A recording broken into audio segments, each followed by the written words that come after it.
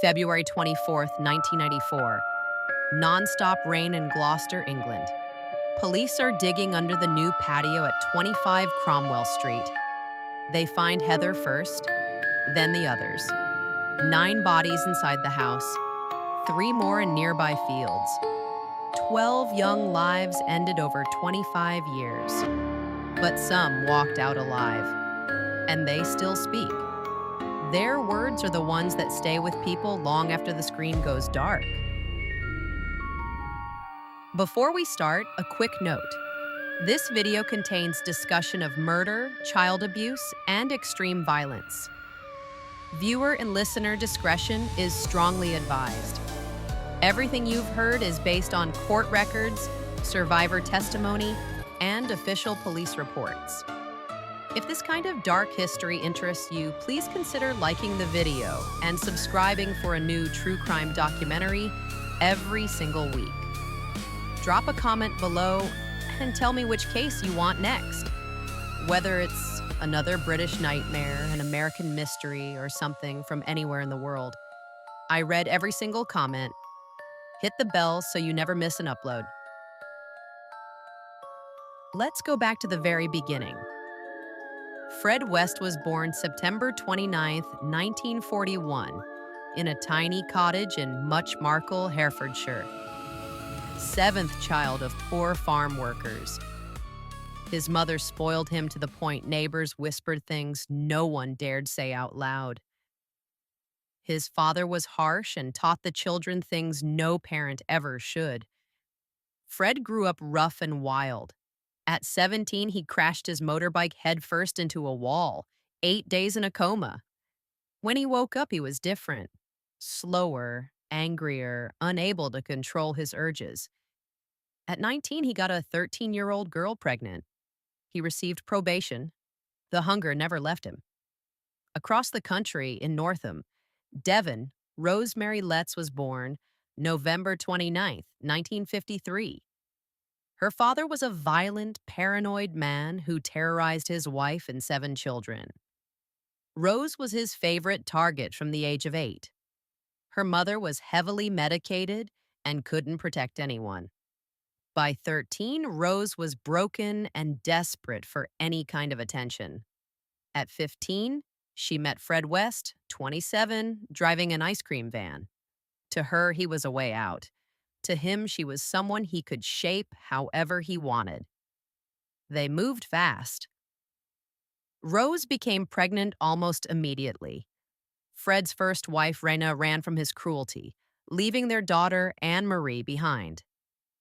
In 1970, Fred went to prison for theft, leaving 16-year-old Rose alone with 2 babies. The loneliness and anger took over. She began hurting the children, locking them in cupboards, withholding food. When Fred returned in 1971, something much darker had already taken root in both of them. Their first murder together was Charmaine, Fred's 8-year-old daughter. Rose ended her life while Fred was inside. She hid the body under the kitchen floor. When Fred came home, he simply said, "Good girl," and moved the remains to a field. The pattern was set. They married in 1972 and moved into 25 Cromwell Street, Gloucester. A tall, narrow house that looked completely ordinary from the outside.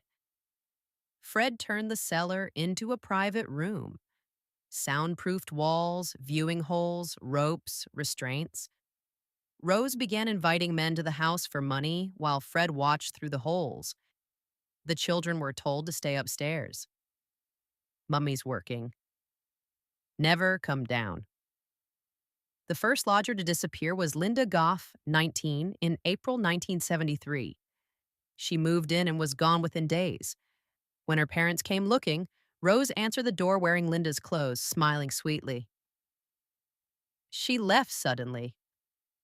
Linda was already beneath the bathroom floor, bound, tortured for days, then dismembered. Fingers and toes removed so she could never be identified. The disappearances became regular. Carol Ann Cooper, 15, taken from a bus stop. Lucy Partington, 21, university student, taken on a snowy night just after Christmas. Therese Siegenthaler, 21, hitchhiker. Shirley Hubbard, 15, schoolgirl. Each one offered warmth, food, a place to stay. Each one taken to the cellar, bound and tortured for days by both Fred and Rose, then ended and buried under the house while the West children played upstairs. Survivor Caroline Owens was 16 when they offered her babysitting work. In a 1995 interview, she said, "They showed me the cellar, ropes, knives, tape. Rose said, 'We've done this before and no one ever finds them.' I begged. Somehow they let me go. I still see their faces when I close my eyes. I think about the girls who didn't make it every single day. Another survivor, known only as Miss A, was 14 in 1985. In court, she testified, Rose undressed me herself, saying, 'You're safe now, love.' Then taped my mouth so tight I couldn't breathe properly. Fred came in laughing. I thought that was the end. I still wake up tasting the tape." The house filled with more children. Rose kept giving birth. The older ones were abused from the age of 8. Anne Marie later said, "I remember the smell of the cellar, damp concrete, and something sweet rotten. Dad said if I ever told I'd end up under the floorboards like the others. I believed him because I'd seen the holes." Mae West in a 2018 documentary. Mum used to stand at the door smoking and laughing while it happened. She'd say, "Hurry up, I've got clients waiting." The final victim was their own daughter, Heather, 16, in 1987. She tried to run away, told friends what was happening at home. One night, she argued with Rose. Fred joined in. They ended her life together. Her body lay in the bathtub for days while the other children asked where she was. Fred made 13-year-old Stephen help carry the pieces to the garden. Stephen said in 2021, voice breaking, "I can still feel the weight of her legs in my arms. I was a child carrying my sister in a bin bag."